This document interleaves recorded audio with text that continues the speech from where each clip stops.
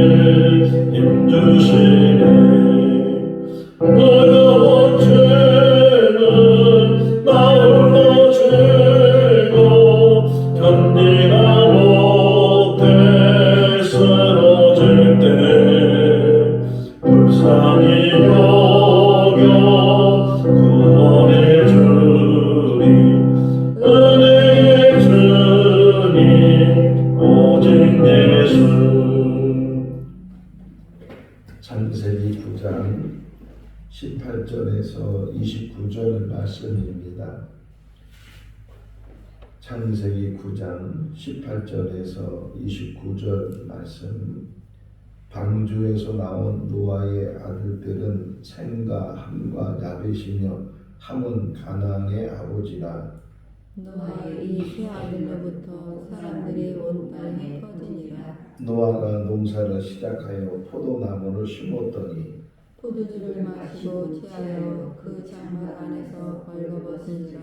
가나안의 아버지 함이 그의 아버지의 하체를 보고 밖으로 나가서 그의 두 형제에게 알리매 셈과 야벳이 옷을 가져다가 자기의 어깨에 메고 뒷걸음쳐 들어가서 그들의 아버지의 하체를 덮었으며 그들이 얼굴을 돌이키고 그들의 아버지의 하체를 보지 아니하더라.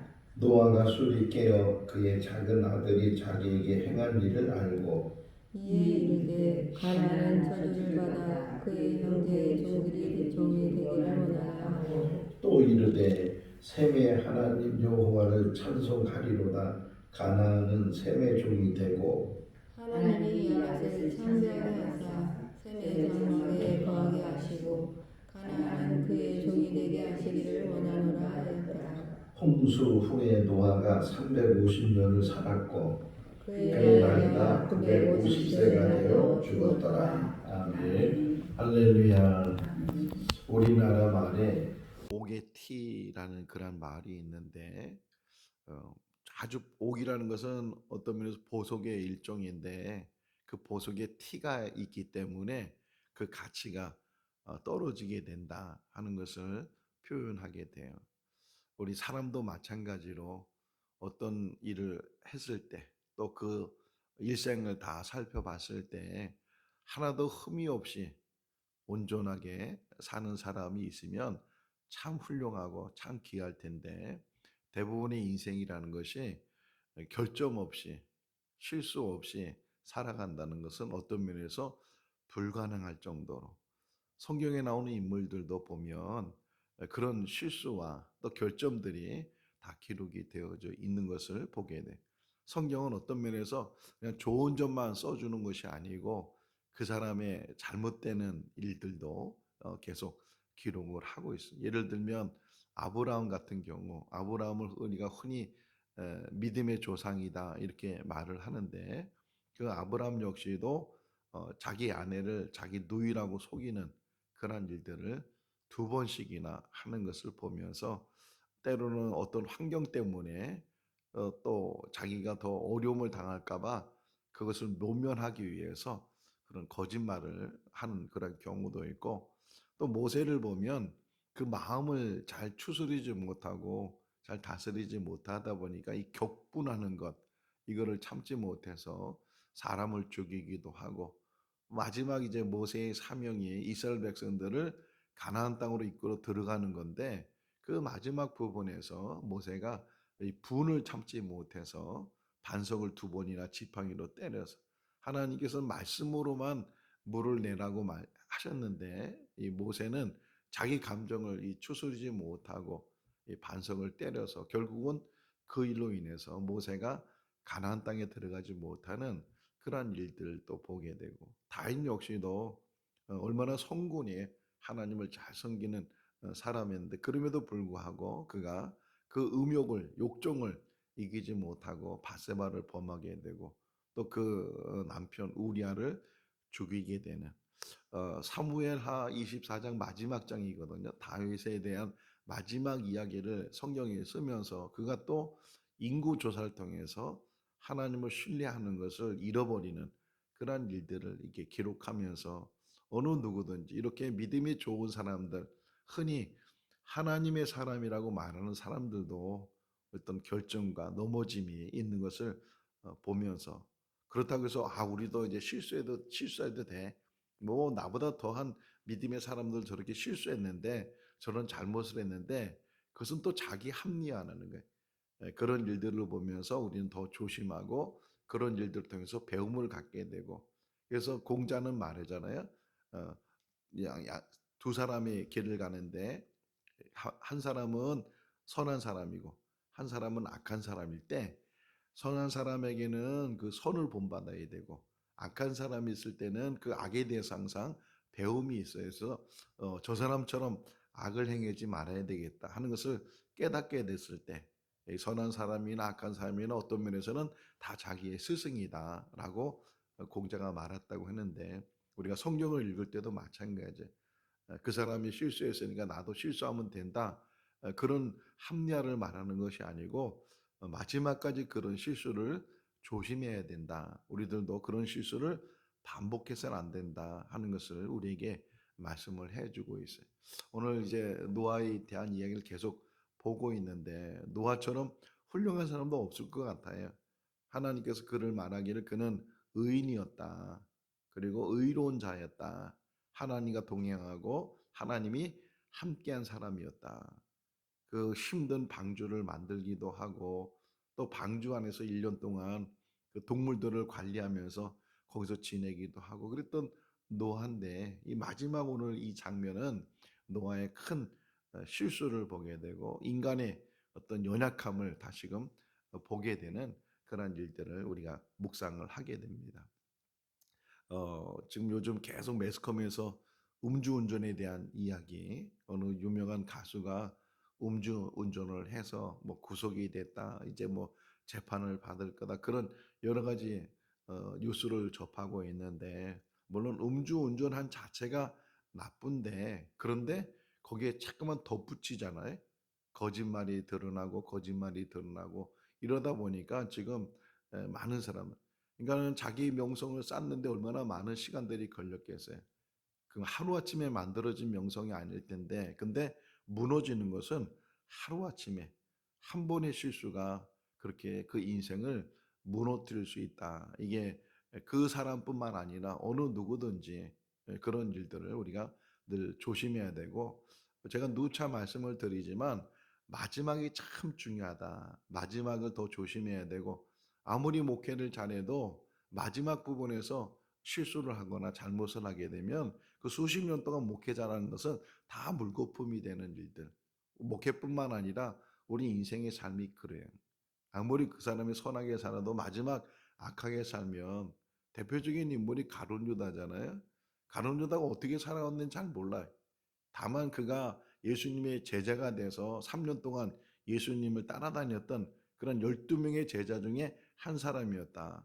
예수님의 제자가 된다는 것은 어떤 면에서 큰 특혜를 입은 사람이고, 늘 가까이서 예수님의 말씀을 들었고 예수님의 행하심을 다 보았던 그런 가룟 유다인데, 그 마지막 부분에서 그가 넘어지게 되니까 항상 2000년이 지난 지금도 가룟 유다 하면 스승을 배반한 사람, 예수님을 판 사람, 성경 안에서도 예수를 판 가룟 유다는 뭐 이렇게 계속 그에게 이야기를 하고 있으니까 그 마지막 부분이 얼마나 중요한가. 노아 역시도 그렇게 잘해왔는데 하나님 앞에 인정을 받고, 그리고 그 홍수 심판 속에서도 살아남고 그랬던 노아인데, 그 마지막 부분에서 이렇게 넘어지는 그런 모습들을 보게 돼.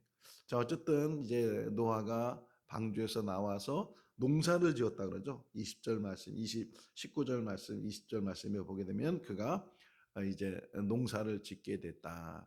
근데 그 농사 짓는 그 농사가 여러 종류가 있을 텐데 포도나무를 심었다는 게, 물론 포도나무가 심어서 나쁜 것은 아닌데, 근데 포도나무를 심은 목적이 뭐예요? 그것을 먹으려고, 또 그것을 마시려고.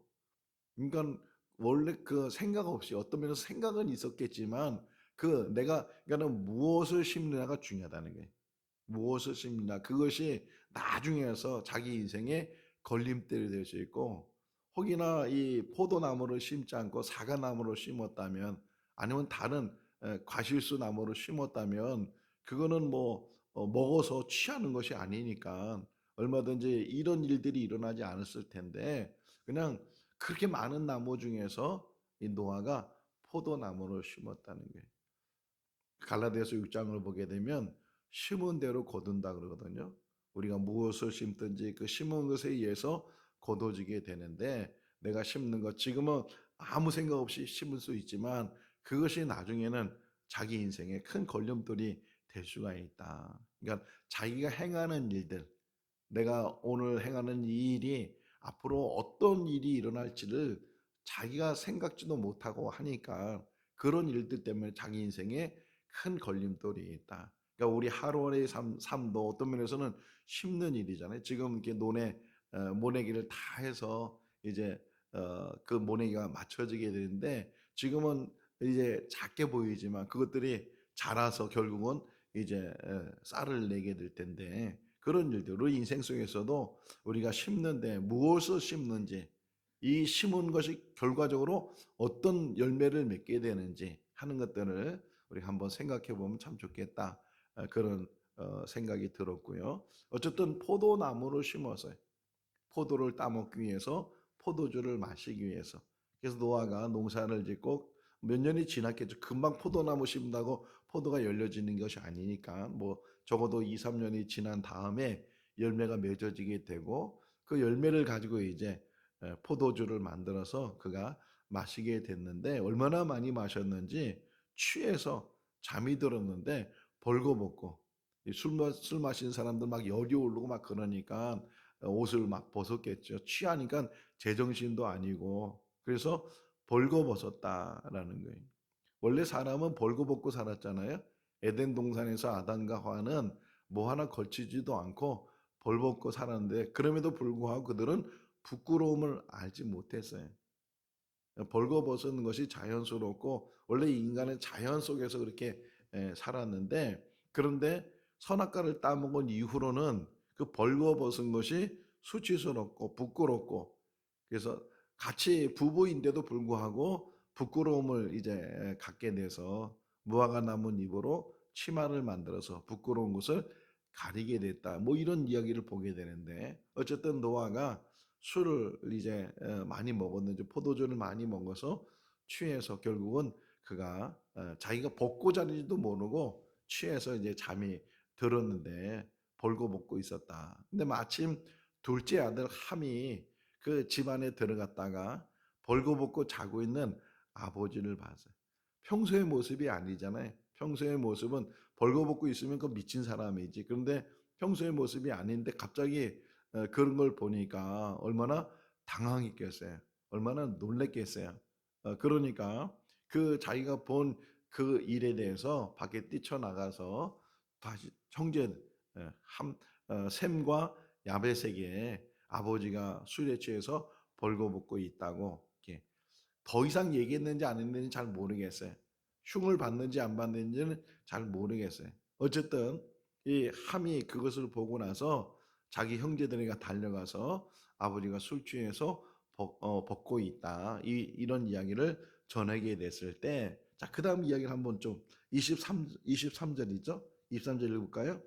셈과 야벳이 옷을 가져다가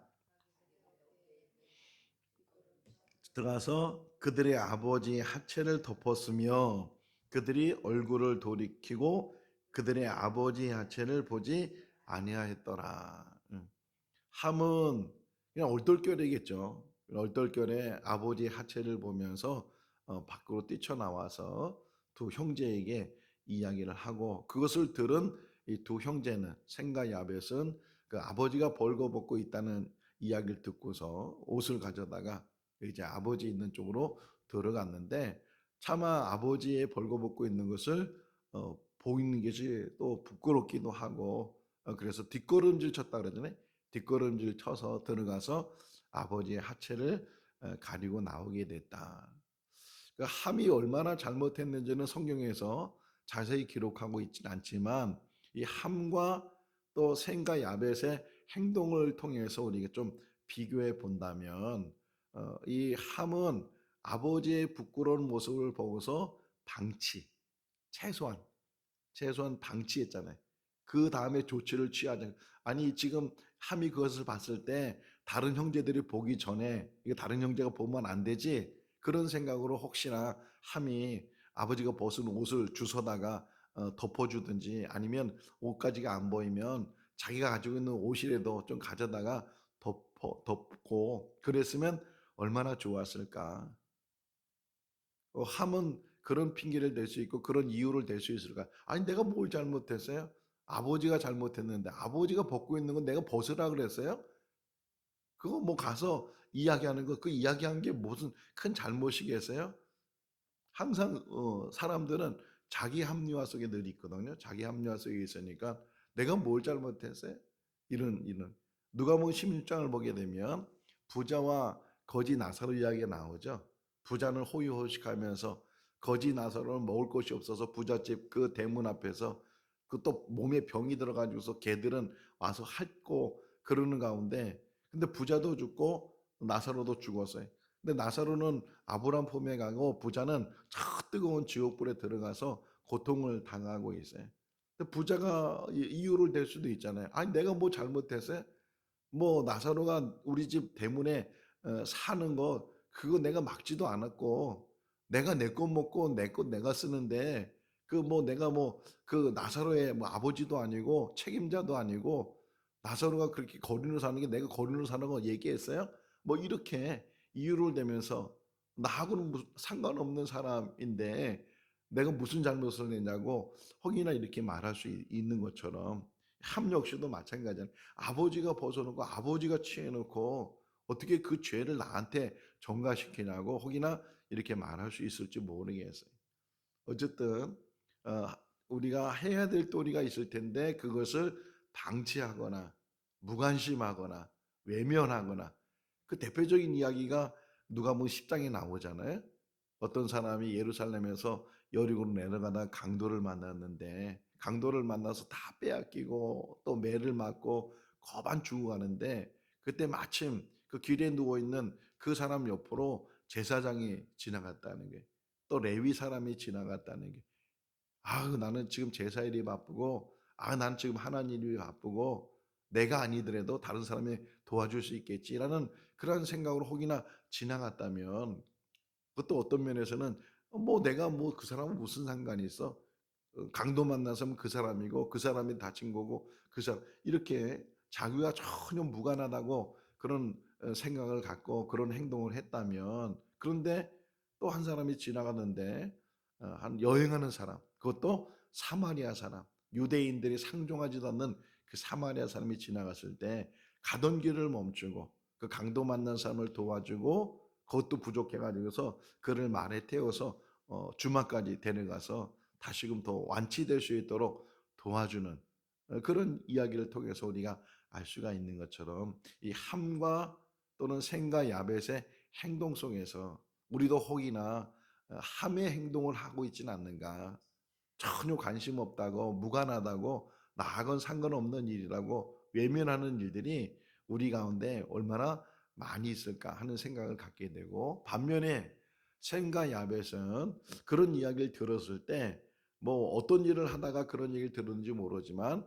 황급하게 그 아버지의 수치를 가려주는 그러한 이야기를 보면서 그것도 뒷걸음질 쳐갔다. 이게 참 중요한 것 같아요. 아버지의 수치 자체를 우리가 보지 말자. 사람이라는 것은 보고 나면 항상 이에 남잖아요. 보는 것은 평생 잊지 못할 수도 있고 그런 일들인데 아예 외면하면서 그것도 그 외면은 그냥 모르는 척하는 외면이 아니고 아버지의 수치를 보지 않도록 부끄러움을 보지 않도록 그렇게 뒷걸음질 쳐서 그것을 가렸다는 게 하체를 가렸다. 덮었다는 거죠. 덮었다. 성경 말씀에 특별히 잠언에 그런 말씀들이 많이 나오는데 성경 말씀에 사랑은 뭐냐? 허물을 덮는 거다. 허물을 덮는 거예요. 우리가 사다 보면 물론 자기 자신을 잘 못 봐요. 자기 자신을 못 보고 반면에 다른 사람은 너무 잘 보여. 다른 사람의 잘못은 너무 잘 보이고 허물은 너무 잘 보이고 그러다 보니까 그것이 자꾸만 드러내고 들춰내고 그런 일들이 얼마나 많은지 몰라요. 교회 안에서도 그런 일들이 있고 직장에서도 그렇고 사회 안에서도 그런 일들 좋은 점에 대해서 얘기하는 것보다는 그 사람의 나쁜 점에 대해서 허물에 대해서 부끄러운 일에 대해서 다 들춰내고 말하고 하는 일들을 얼마나 많이 있는가. 샘과 야벳의 모습 어떤 면에서 어떤 단편적인 지금 모습이지만 하나의 모습이지만 그런 자세와 그런 모습 속에서 아예 자기들도 보지 않으려고 하고 또 그리고 그 부끄러움을 가려주는 그런 셈과 야벳의 모습을 우리가 좀 잘 보고 우리가 이 땅에 산 날 동안도 하다 보면 자꾸만 우리가 남의 말을 하잖아요. 다른 사람 말을 하는데 할 수만 있다면 안 하는 게 좋고 혹이나 한다면 좋은 점만 얘기하고 혹이나 나쁜 점이나 허물이나 약점이나 결점이나 이런 실수나 이런 것들은 덮어주는 거예요. 덮어주고 더 퍼지지 않도록 더 소문나지 않도록 감싸주고 그것이 사랑이고 그것이 공동체의 이론으로 살아가는 그런 관계 속에 있는데 우린 작은 것도 드러내서 흔히 말하잖아요. 침소대몽이란 말. 바늘 같은 것은 내 막대기처럼 키워가지고서 그렇게 없는 말도 만들어서 하는 일들 그런 일들이 얼마나 많이 있어요. 제가 그런 일을 당했잖아요. 그런데도 제가 한마디도 안 합니다. 그런 말 하는 사람에 대해서 제가 그런 말 하는 사람에 내가 뭐 얘기한 거 들어본 적이 있으세요?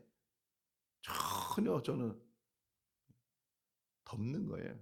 누가 나한테 모함을 하든 누가 나한테 손가락질을 하든 뭘 하든 하나님은 아시지요.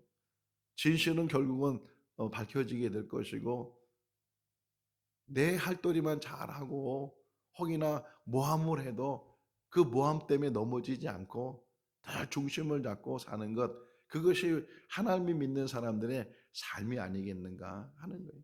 우리 이 땅에 사는 날 동안 덮어주는 삶을 살 수 있기를 바랍니다. 드러내는 것이 아니고 자꾸만 만드는 것이 아니고 그냥 있는 것도 덮어주고 감싸주고 그런 사랑 가운데 우리가 살아가게 되면 손해보는 것 같지만, 그것 때문에 내가 지는 것 같지만 결국은 그것 때문에 믿음 안에서 승리하게 되고 무엇보다도 하나님께서 인정하는 그런 삶을 살게 되는 줄로 믿습니다. 오늘도 와서 제가요 말씀 묵상하고 또 책을 잠깐 읽었어요. 시간 나면 제가 책을 보잖아요. 한 세 페이지 네 페이지를 봤는데 그 오늘 잠깐 본 책 중에 내용이 뭐냐면 누구에게나 십자가가 있다 그런 거예요. 누구에게나 십자가가 있어. 근데 어떤 사람은 십자가를 지고 가는 사람이 있고 어떤 사람은 십자가를 품고 가는 사람이 있다는 거예요. 누구에게나 십자가가 있어요. 어떤 사람이 그러잖아요. 아들이 속을 썩으면 아유 저게 내 십자가라고 그런 얘기 한다 그러잖아요. 근데 누구에게나 십자가가 있다는 거예요. 그런데 어떤 사람은 지고 가니까 그렇게 힘들다는 거예요. 그런데 십자가는 품고 가면은 그 힘이 절반이 되게 되고 품고 가는 사람이 그 십자가가 무거움을 못 느낀다는 거예요. 그런 예화가 있었어요. 어떤 사람이 이제 하나님을 만났어요. 그러면서 그 사람이 하나님께 항의를 하는 거예요. 아니 하나님 왜 이렇게 불공평하십니까? 왜 하나님 어떤 사람에게는 작은 십자가를 주고 어떤 사람은 왜 큰 십자가를 줍니까? 이렇게 항변을 했어요. 그러니까 하나님께서 그 사람을 데리고 강가에 가지고서 자 봐라 누구에게나 똑같은 십자가를 줬다. 그런데 그 십자가 받은 사람이 그걸 지고 가려고 하니까 그 십자가가 커지게 되고 십자가를 품고 가는 사람도 그것이 점점 작아지게 되는 것이다. 그러니까 십자가를 크고 작게 주는 것이 아니고 똑같은 십자가를 다 줬는데 그 십자가를 어떻게 본인이 감당하는가 여기에 따라서 달라진다는 거예요. 우리가 이 땅에 사는 날 동안 다 십자가가 있어요. 누구에게나. 어떤 사람도 저 사람은 절대로 걱정이 없겠지. 저 사람은 절대로 근심이 없겠지. 저 사람은 아무 문제가 없겠지. 근데 실제로 들어가 보면 더 근심이 많고 더 걱정이 많고 더 염려가 많. 그런데도 그 모든 것들을 믿음 안에서 이겨 나가니까 우리에게 주어진 십자가를 품고 갈 수 있기를 바랍니다. 그러면요 다 품어지는 거예요. 다 품어지게 되고 다 그것이 내 십자가라고 생각하고 그러면서 살아간다면 이렇게 셈과 야벳이. 근데 결국은 보세요. 함은 저주를 받고 셈과 야벳은 축복을 받는데 근데 오늘 새벽에 이 말씀을 다시 묵상하면서 노아를 다시 봤어요. 노아. 자, 이 문제를 제공한 사람이 누구예요? 노아의 함이에요. 노아잖아요. 노아.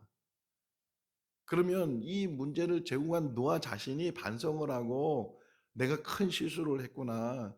내가 자녀들 앞에 아들들 앞에서 내가 부끄러운 일들을 했구나 하면서 자기 스스로 깨달아야 되고 자기 스스로의 잘못을 인정해야 되는데 보세요 지금 뭐 더 자세히 나오진 않지만 그 이야기를 듣고 나서 함은 저주를 하고 셈과 야벳은 축복을 했다. 물론 셈과 야벳은 축복받는 건 당연해요. 근데 함을 저주했다.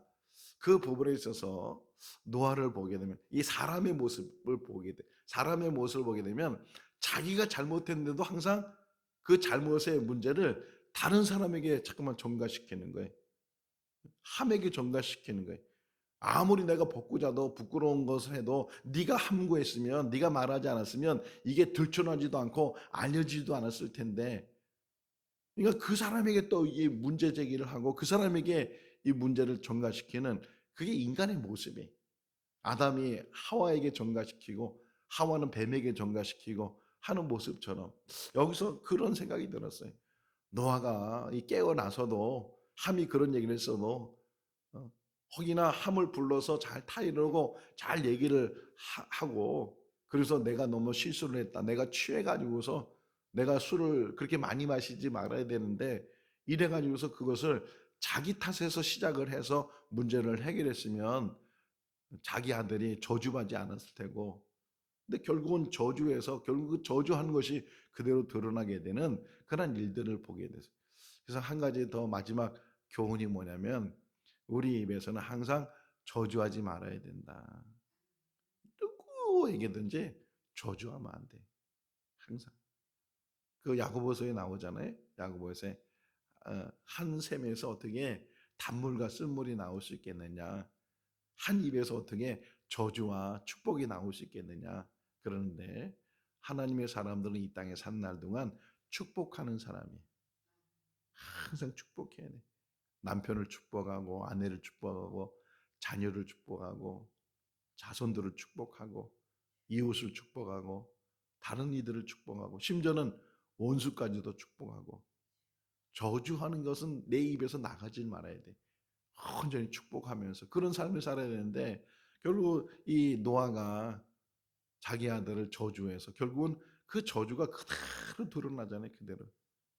인간의 연약함, 인간의 부족함 이런 것들이 다 드러나지만 이 노아의 마지막 실수가 여기서 기록되는 것을 보면서 그러면서 한 350년을 더 살아요. 홍수 끝나고 950세에 그가 세상을 떠나게 됐다. 이렇게 지금 맨 마지막 절에서 이야기를 하고 있는데 그 300년 동안 어떻게 살았는지 모르지만 다른 이야기는 기록되어 있지 않아요. 다른 이야기는 기록되지 않고 요 술에 취해서 벌거벗고 있었던 그 노아의 이야기만 기록이 되어져서 노아 인생이 끝나게 되는데 뭐 다른 잘한 일도 있고 뭐 선한 일도 있고 이런 일이 많이 있을 텐데 결국 성경은 마지막 부분에 넘어지는 일이 있다. 이것을 우리에게 가르쳐주고 있거든요. 우리도 이 땅에 산 날 동안 항상 오늘이 마지막으로 생각하면 돼. 오늘이 마지막일 수도 있으니까 오늘도 넘어지지 않도록 실수하지 않도록 술에 취하지 않도록 세상에 취하지 않도록 탐욕과 욕심에 취하지 않도록 늘 믿음 안에서 날마다 승리해 나가는 우리들이 다 될 수 있기를 주님의 이름으로 축원합니다. 기도하겠습니다. 사랑과 은혜가 많으신 하나님 아버지, 인생의 마지막까지 바로 서기를 원합니다. 하나님 아버지 우리의 마음을 붙들어 주시고 우리의 믿음을 붙들어 주시옵소서. 우리 모두에게는 각자의 주어진 어려운 일들이 있습니다. 때로는 고난이 있고 고통이 있고 힘겨운 사막과 같은 광야의 길을 걸어가는 인생의 길을 가고 있습니다.